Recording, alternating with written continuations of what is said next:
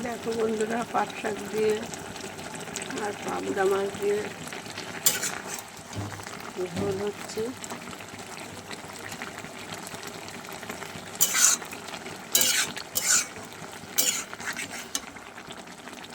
কারা কারা পাট শাক ঝোল খাও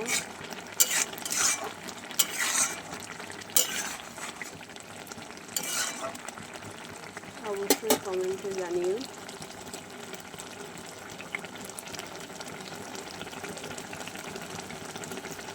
চলো একটু ঢাকা দিয়ে দিই।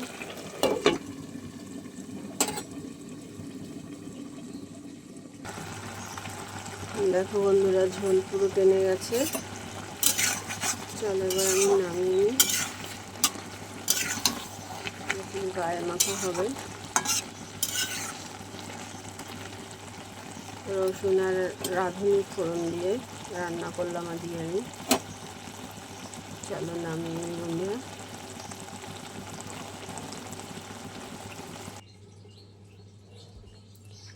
কেমন হয়েছে বন্ধুরা অবশ্যই কমেন্ট করে জানিও, আর আমার রেসিপি তোমাদের কেমন লাগে সেটাও জানিও। ভালো লাগলে একটা লাইক, একটা শেয়ার অবশ্যই করো। আমি তোমাদের সব সময় পাশে আছি বন্ধুরা, তোমরাও থেকো। চলো না আমরা একে অপরের হাত ধরে চলি।